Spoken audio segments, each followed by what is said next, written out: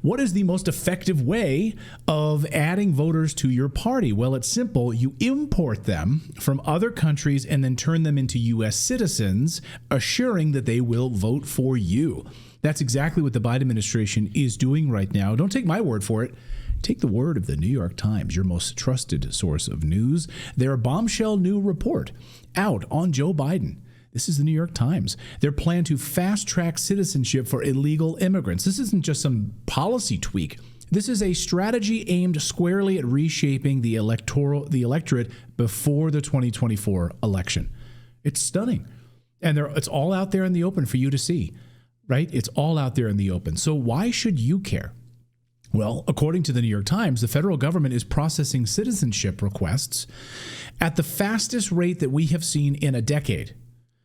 They're clearing out a backlog that piled up during the Trump administration and during the pandemic. Thousands of immigrants are becoming new Americans every week, and just in time to vote this November. And the speed is astonishing. President Biden warned us that he was going to do this, by the way. He told us during the presidential debate, giving 11 million illegals citizenship. He told us, listen.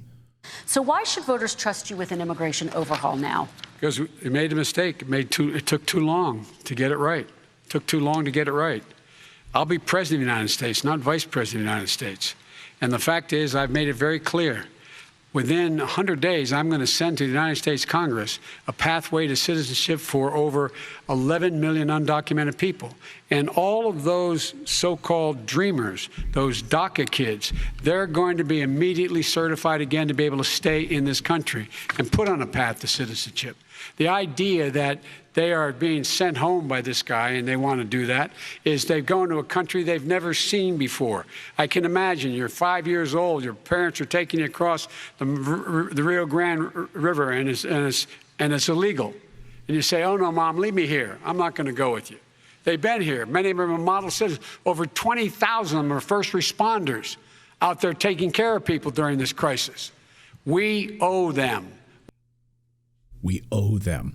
Isn't it amazing to listen to him speak just a few short years ago? Yes. Like, I mean, he still couldn't really put sentences together then, but it's like night and day difference. Oh, no, that was Totally supreme oration compared to what we get now. Oh my God! But the New York Times paints this as simply becoming more efficient at reducing the backlog of cases. That's how the New York Times is kind of spinning it. That's total bullshit, of course. Well, because the timing is just too convenient. Like, oh, all these people were backlogged until. So had they been processing at what they would consider a normal rate for the last 3 years, then the preceding 3 years they could have lost those people's votes. Right. But you get a citizenship under this administration, you are more kind-hearted to vote for the incumbent, right? Whereas 3 years ago, had you received your citizenship, you might have been able to realize how shitty normal American citizens are treated, and you may not then vote for the incumbent. Yeah, exactly. So you're getting this clear path to citizenship very quickly. You're like, thank you, Mr. Biden. Thank you, Mrs. Harris. We appreciate it. We are now citizens. Thank you for what you've done. And now we get to reap the benefits of the United States, and we will vote for you. Yes, we will. It's a very clear intention to reshape the electorate in the United States. I mean, make no mistake about it. Xiao Wang is the CEO of Boundless, which is a firm that utilizes government data to analyze immigration trends. And he says it's outright that every new citizen could be a vote that decides Senate seats or even the presidency. This is what people don't talk about. They're talking about Harris versus Trump. That's one big piece of the story. But I mean, think about the primary votes right now. Think about all of these races, all of these Senate races, these House races, these local races. I was watching a video yesterday, Catherine Austin Fitts. We're big fans of Catherine Austin Fitts over at the Solari Report. And she made a great point. She said, I get so discouraged because very few people are voting in primary elections. I think you in the newsletter today even covered how I think Wisconsin had a record 26%. 26% voted, which is a new record. Imagine how America could be reshaped if 100% came out to vote. 26% right in these primaries.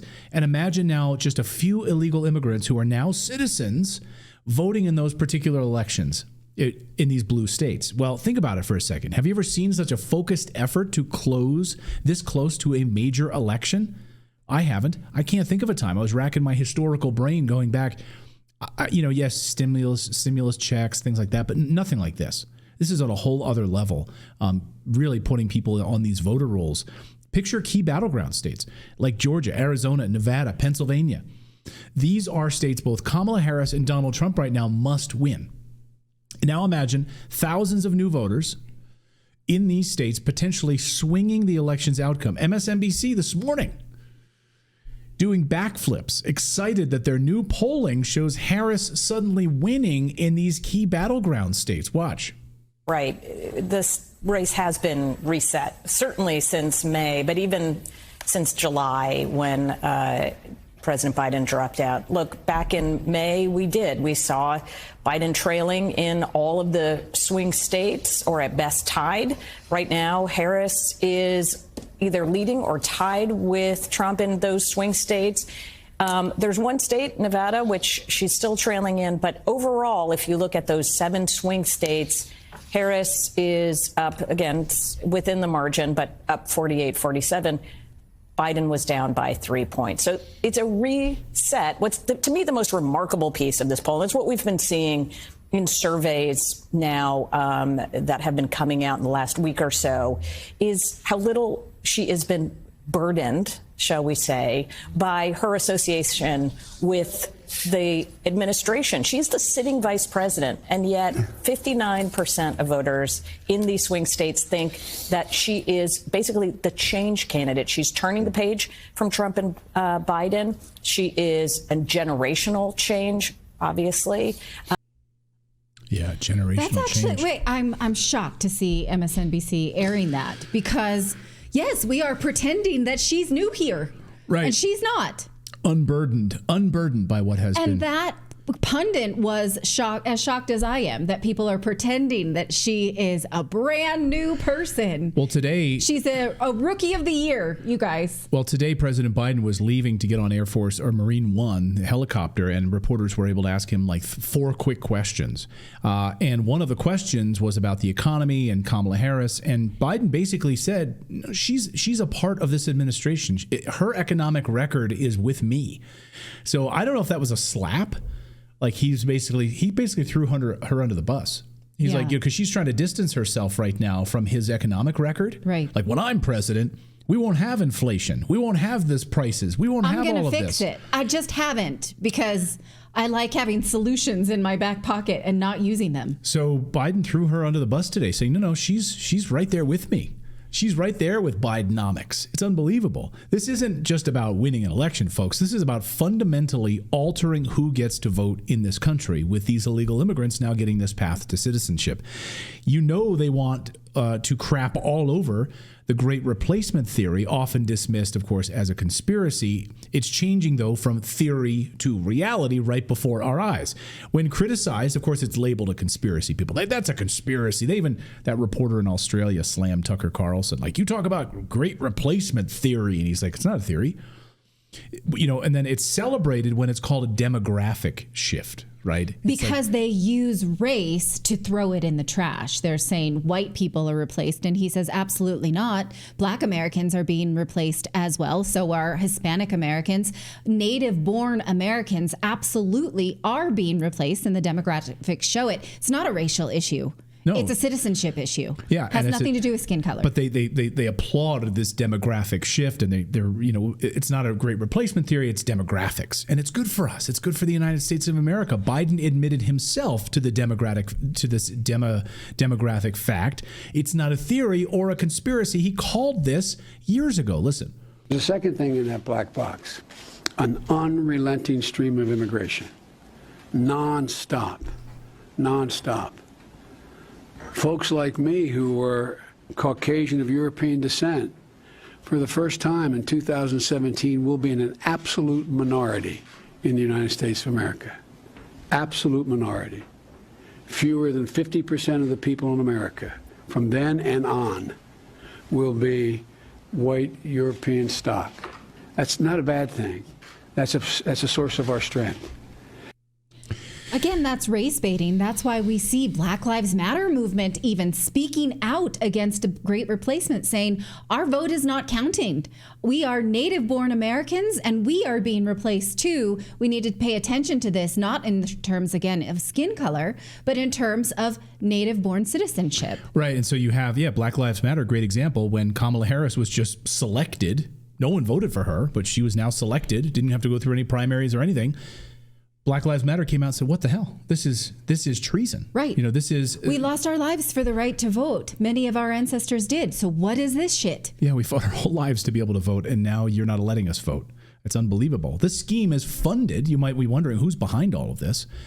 This scheme is funded and orchestrated by the deep state and the NGOs, bringing millions into this country, being shipped to swing states by buses, by airplanes, and now they're doing it without caring about the American people's will at all. Like Black Lives Matter. They don't care about Black Lives Matter anymore. And Democrats know this. An Axios poll in April found that a majority of Americans support mass deportations. This is how bad it's gotten in America, that an overwhelming number of Americans now support mass deportations. If we could leave that on the screen for a second, look how many Latinos, more Latinos than blacks, support mass deportation. That's really something. So when they frame this as something, well, you hate Latinos, well, are Latinos self-hating groups then that they also support mass deportations? No, because most Latinos who are voters have gone through hell to become so, and they don't think it's fair to now lessen those restrictions, loosen those rules, get rid of the hoops that they had to jump through. Yeah, to go through and become a legal citizen after many, many years of going through the legal process. It's infuriating. And they see their jobs being taken away, right? We saw, again, we covered this in Chicago, the native population of Chicago having their jobs taken away from them. So why do you think they support mass deportations? That's why. Americans want stronger borders and immigration laws. The polls show that. And I bet if we put a poll up here today in our chat and even asked you, do you guys support mass deportations? I wonder what the response would be. Let us know in the comments in Rumble and here on YouTube and X. Do you guys support mass deportations? Our leaders are supposed to represent us, right? So the majority of Americans want mass deportation. So members of Congress should be on board with this. Instead, they're not. They're doing the exact opposite of that.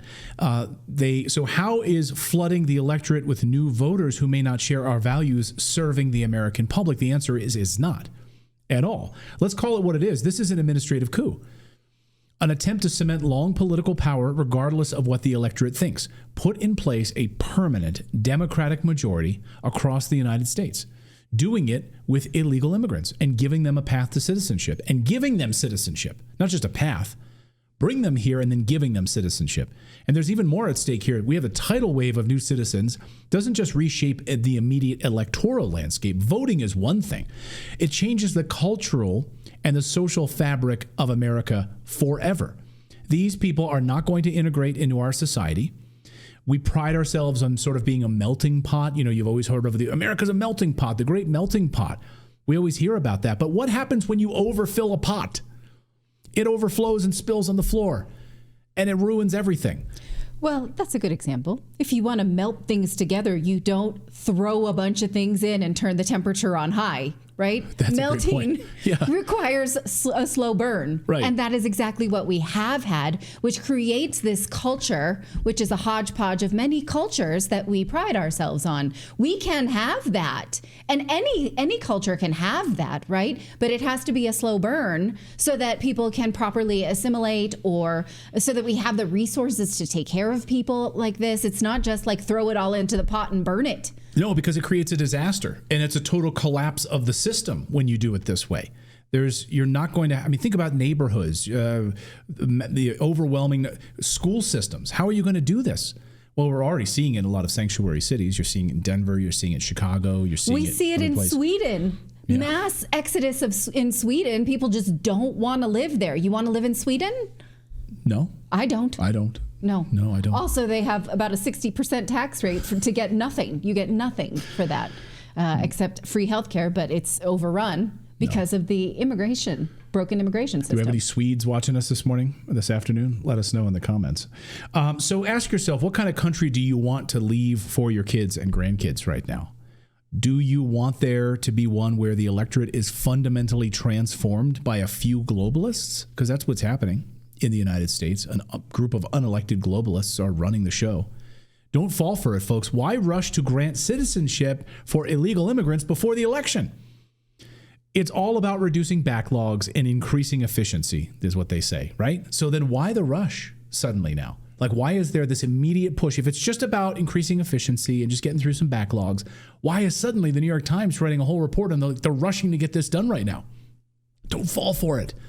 They are fundamentally trying to change the electorate, and they are doing it. So we're going to see this in November and how this all shakes out when Kamala Harris wins all sorts of states, from Florida to Pennsylvania to everything else.